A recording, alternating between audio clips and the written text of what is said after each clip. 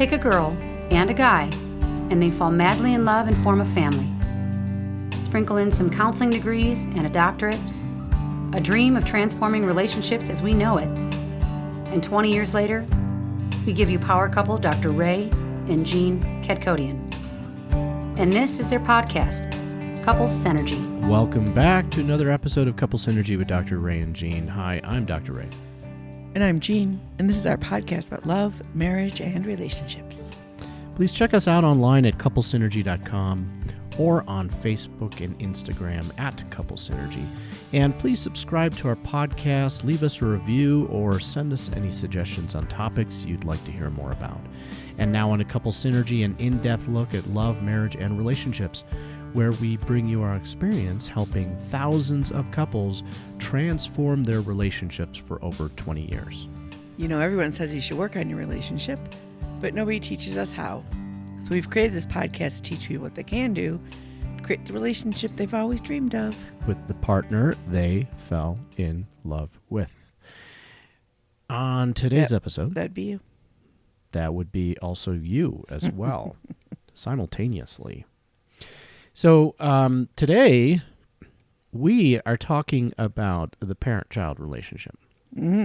Yes. Yeah.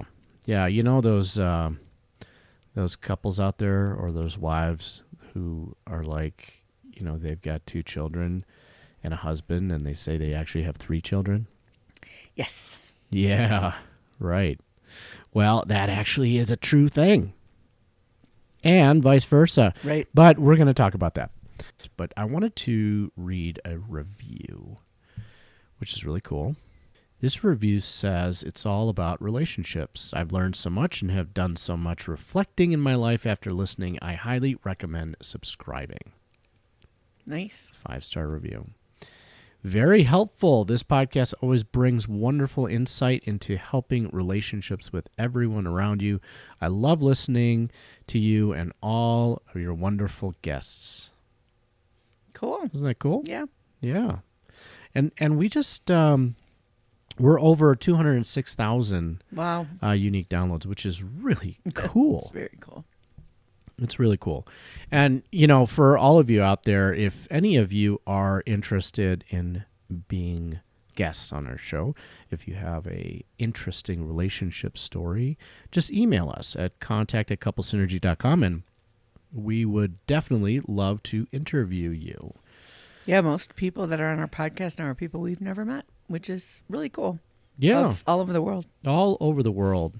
Yeah. And it's really interesting to hear relationship stories around the world that have similar elements, right? They just kind of break beyond cultural barriers, and they resonate the same kind of relationship behaviors and, you know, nuances that we talk about in this podcast. Yeah, I was thinking about that because we have been listening to the records, some vinyl. And the songs are so much more about love than modern music. And I think that's kind of interesting that people found a desire to sing about that. Well, we should probably clarify that we're listening to really old music. Records when records were all there was. Yeah. I mean, these are records that you get at thrift stores Yes. and antique stores and everything. So it's very interesting, to hear, like, did we kill love? Is love gone? our society. You know, you're talking about different cultures and that we all want the same thing. Yeah. But, you know, I was thinking today, it really is amazing that anyone actually falls in love. I think that the Hollywood and Disney love concept, or concepts of love, that has been debunked. Yeah, talk about parent-child. They take a child, and so, usually both are children, and they fall in love and live happily ever after. Yeah, it just doesn't work that way.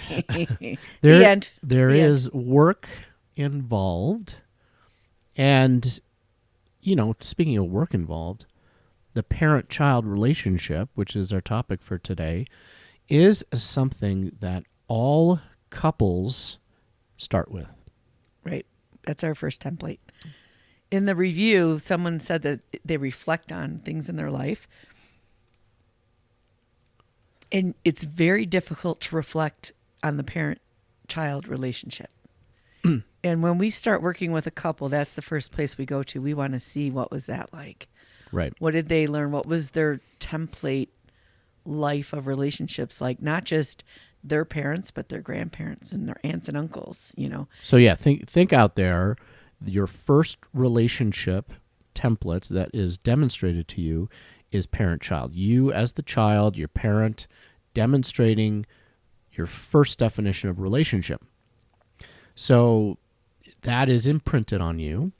And then when you get into a committed partnership, that's what you project onto the relationship as parent-child.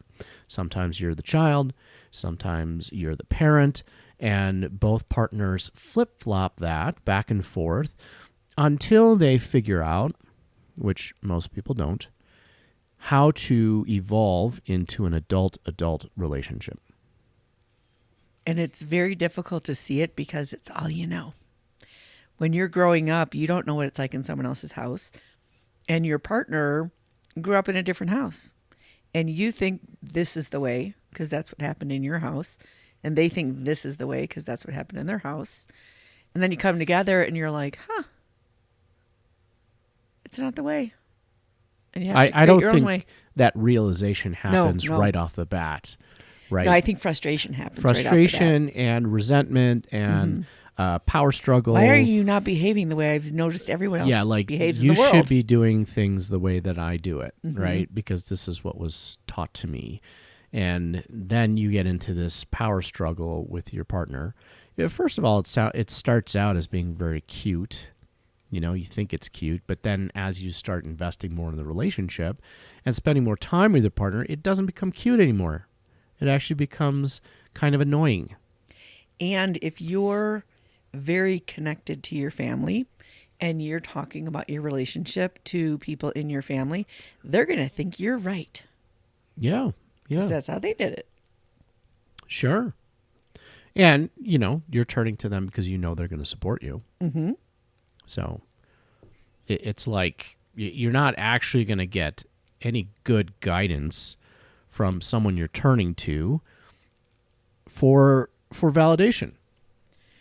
We were watching a show the other day about drinks. Oh, it was Drink Masters. Drink Masters. And one of the episodes, Cool they show. paired up two bartenders together. And one of the pairs was these two guys, and they both kind of rolled their eyes when they realized this person was going to be their partner because they felt like they had strong egos. Right. And that they would clash. And one of the things that they did is they each focused on their strengths. Mm-hmm.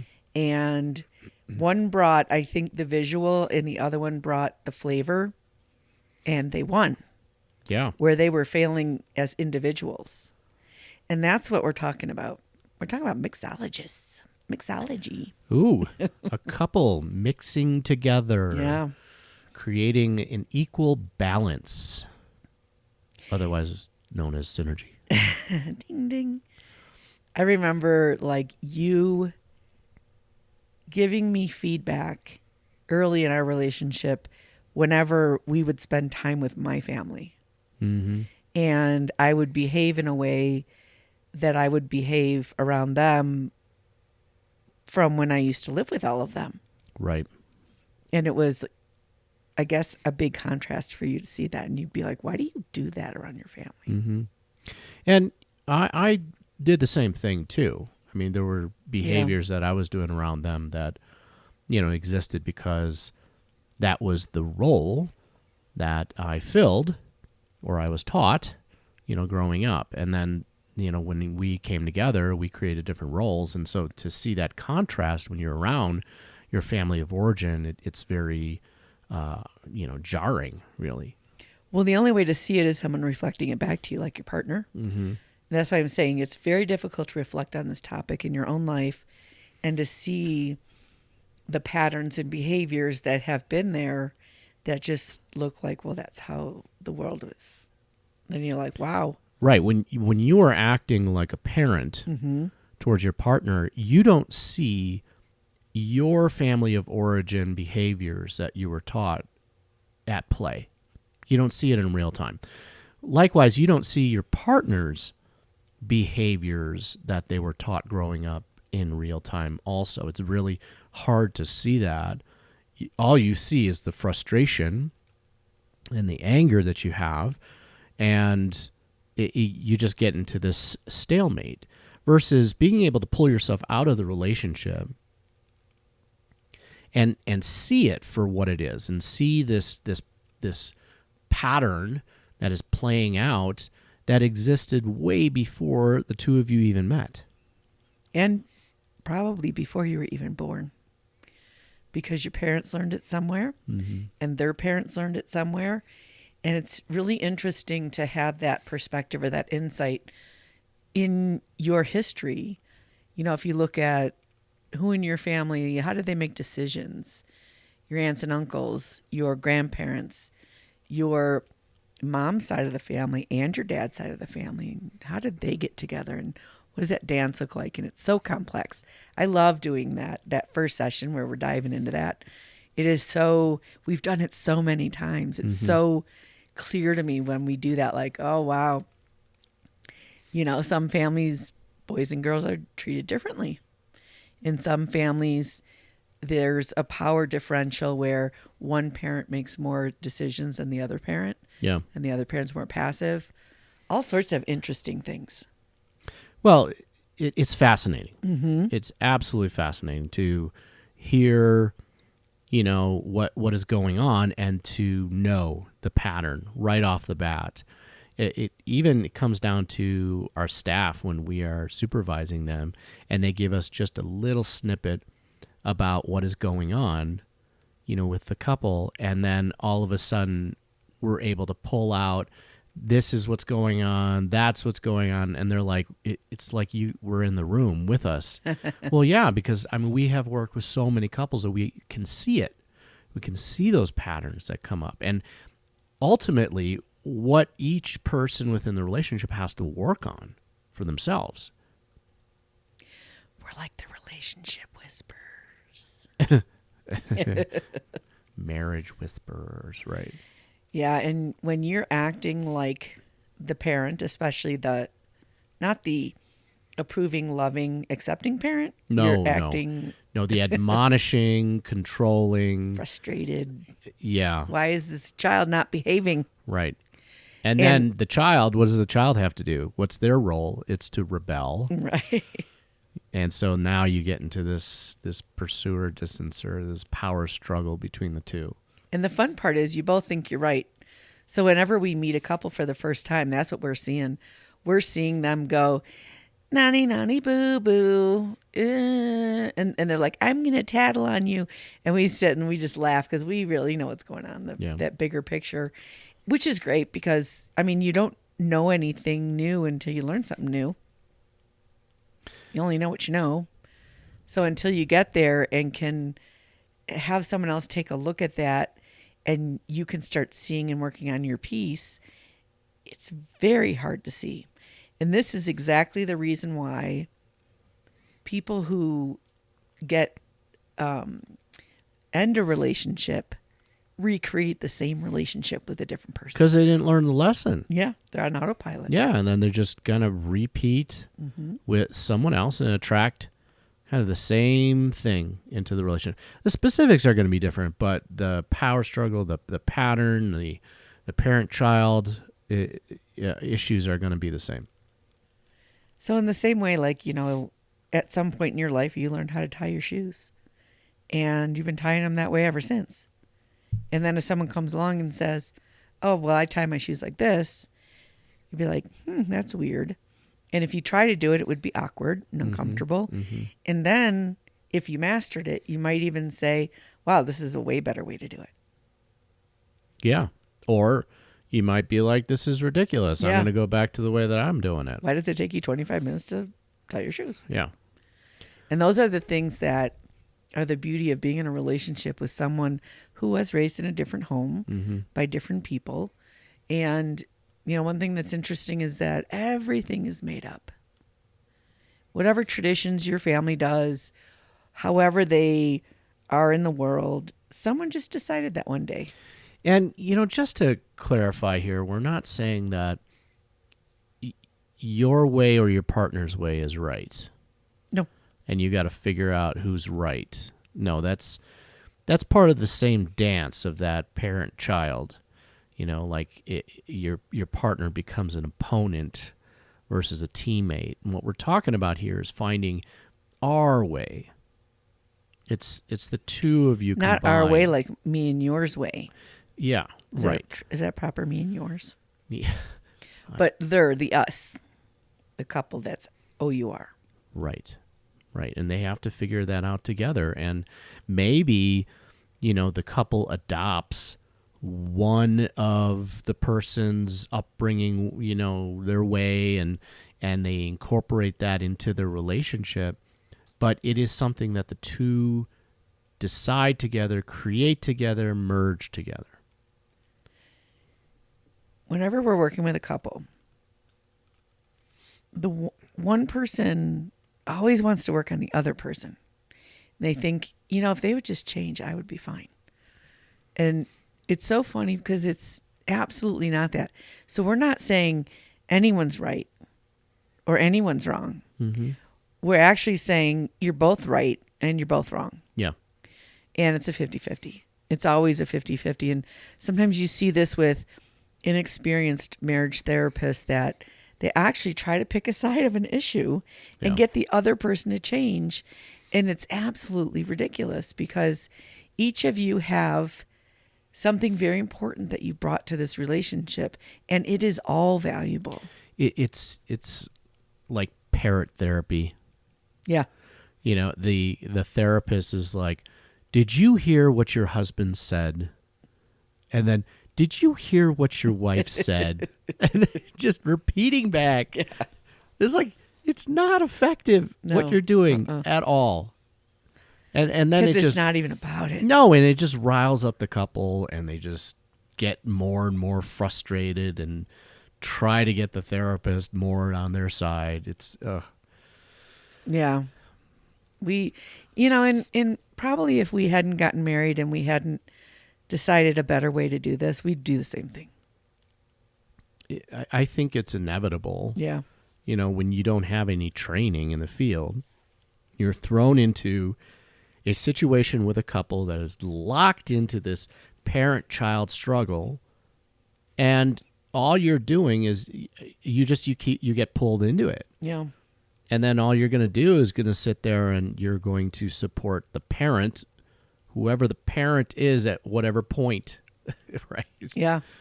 And then all you're doing is just admonishing the other person and making them feel shame for what they're doing.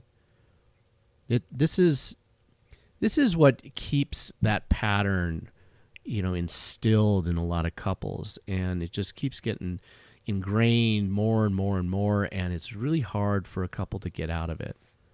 But that's really, otherwise, if they can't break that cycle of the parent-child and grow into an adult egalitarian relationship, then typically, if they don't leave each other, then they create parallel lives. They create these lives where they are just backed off from each other. They don't interact with each other. They do their own thing. And, in the back of their head and, the back of their breath, they are, resentful towards their partner. I remember doing that with you. Specifically around driving. No. Because you always drive. Yeah. And sometimes you might be in the left lane, and I know we have a right turn coming up, and I would feel the need to say something. Mm-hmm. Like, we got to get over. Yeah. Yeah. And then I just had a thought one day, like, if I'm not in the car, you seem to get to where you need to go, so maybe I shouldn't say anything. Mm-hmm. And sometimes you do miss the turns. Yep. It happens. Just happened the other day. Yeah, I know. But, like, what was my need to have to tell you how to drive? Hmm. You know, and I find that really interesting when I'm driving someone like your parents to the airport or someone else. Like, they get really uncomfortable if you don't go the way that they're used to going. Yeah. Like, why are you going this way? Well, I don't know. It's another way. And we all do that. We know what works for us, and we really don't like change. And so it's really hard because if you do try to understand your partner and where they're coming from and just be curious if their way is effective or maybe even better, then you have to risk. You have to be uncomfortable. You have to be uncertain. And that, we don't like that. So we'd much rather convince them to do it our way. Well, I think it takes you being inquisitive, because you have to ask the question, why does your partner choose to do things this way or that way? It's more of a place of understanding. You're trying to understand your partner versus judge them for their choice and what they want to do. You know, it might even go deeper than that. It might go to, well, when I was a kid and I was told this way, I actually got in trouble for doing it that way. Oh, yeah. It could be like, it could bring up like a fear. Shame. Like, oh, you're doing that wrong and that's scary. Shame. Right. Yeah. I remember that when we were dating and we went to go buy some beer. And you liked one kind and I liked a different kind. So we were kind of trying to, I think you more in particular were like, oh, we should get something we both want. Mm-hmm. And then I said, why do we have to choose? You just get what you want and I'll get what I want. And it was like, oh, what an idea. You know, and it was like that was a good idea that was different. Instead of, you might go, well, we should only buy X amount and we don't need two, so why should we do that? But it really depends on what you heard as a kid. Yeah, all the rules, the unwritten rules around how you do things and why you do things. Now, from time to time, we'll ask couples about pizza, Yeah. right? That's like a very old question that we've asked, but Maybe we'll have pizza for dinner. Oh, yeah. So we'll ask, what is it that you like on your pizza? We'll ask each of them. And typically, both of them like different things. Right. Like you like pineapple and Canadian bacon. Sometimes. And there are a lot of people that are very offended by that out there. If I could have it my way, I like shrimp. But most places don't have it. Shrimp and ricotta cheese. Yeah. Oh, yummy. Yeah. It's kind of, unique. And so, we'll ask each person what they get on their pizza. If they were to get their own pizza, they're home alone, they wanted to order pizza, what do you get? What's your favorite?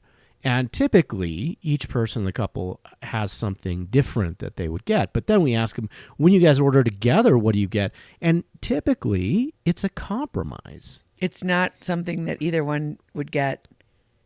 So let's say if I like shrimp and ricotta and you like pineapple and Canadian bacon, we would get a pepperoni pizza. Right. That's a great example of what they would do. And that's not the kind of synergy we're talking about here. Right? Synergy this is what led us to records, the vinyl. Yeah. Because you always had the Bluetooth and the Spotify or whatever you listen to. Mm-hmm. And I never felt like it was on the wavelength I wanted to feel. And I was used to records. And then we learned more about analog and stuff and started doing that. And it's hard to listen to records. You got to get up and flip them. Well, not just that. You have to listen through songs that you have no idea. Yeah. Right? Yeah, for sure. Because it's an entire album, and maybe there's 2 or 3 songs on the entire album that you know. Yeah. And the rest of them are songs you've never heard before, and maybe even songs you don't even like. But you gotta grin and bear it. Yeah. Right? And go through it. And what we found is that if you compare listening to vinyl with digital, it feels more soulful. Yeah. Like there's just full body and more emotion to it, and there's more beauty in it, which is why we tolerate the uncomfortable stuff. But So are we saying that like a parent-child relationship is like a digital relationship or digital wavelength, and then creating that yeah, equal relationship, adult relationship, is like that true wave sound of vinyl? yeah, because if you listen to Spotify, I don't think anyone's ever made that That analogy analogy. before, ever. if you listen to Spotify, you can create a playlist. Mm-hmm. You can know every song on that playlist. Yeah. You can hear exactly what you want to hear in the moment you want to hear it, right then and there. But nothing new ever bumps into you. There's no way for something, if you're listening to a radio and there's a DJ, they're going to play a song maybe you've never heard.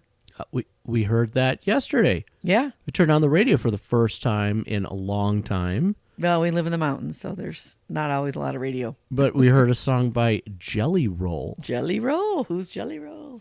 We had to look it up.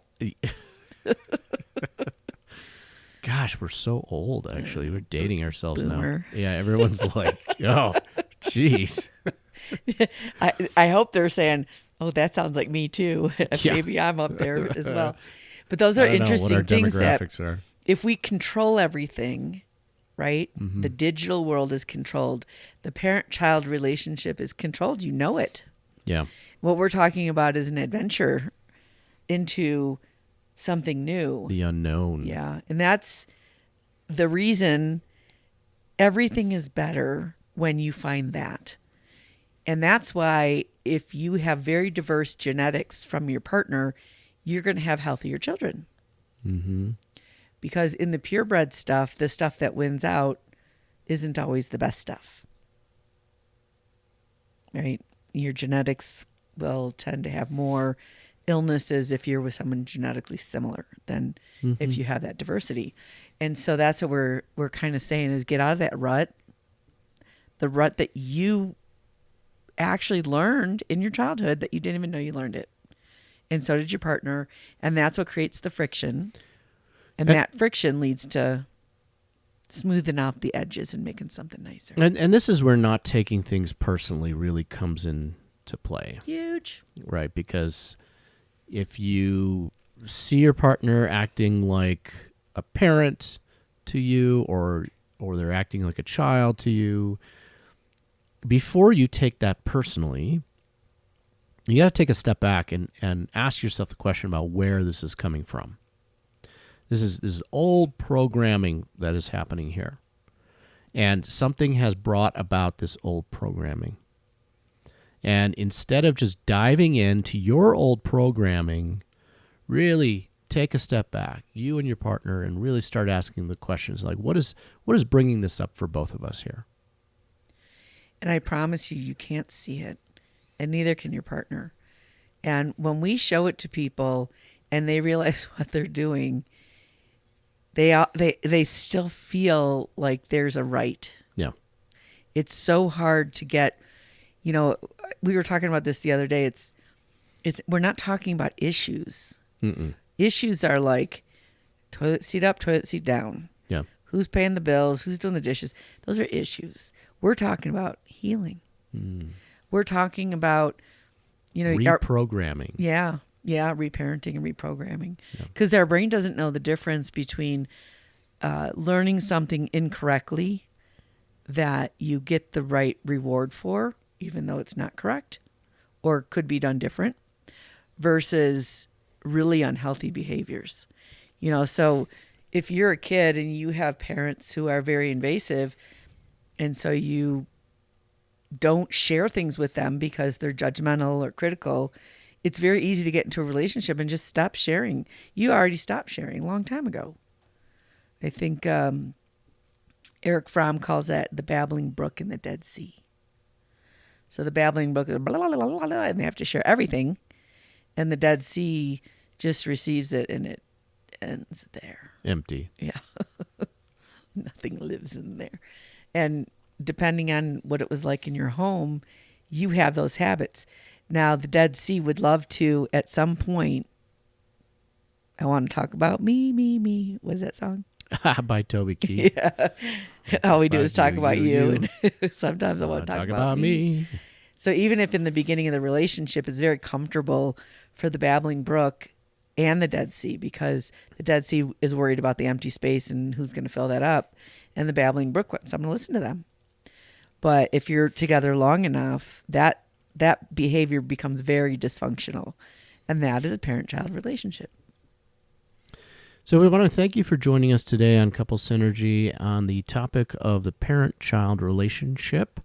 Our passion is in helping couples and people have happy and healthy relationships, and this podcast gives us a fun way of bringing our knowledge and expertise to you, our listeners. For all of you listening, please let us know how you enjoyed the show. If you have any questions, comments, or topic suggestions, please email us at contact@couplessynergy.com for more information about Couple Synergy and our programs such as Relationship 101, the home study course, the Couples Weekend Intensive, which we have a new weekend coming up April 20th to the 23rd next year, 2023, and our premier coaching program called Couple to Couple. Look us up online at couplesynergy.com. And on Tuesday nights, we're doing Facebook Live at 8 p.m. Central Time, except not next week.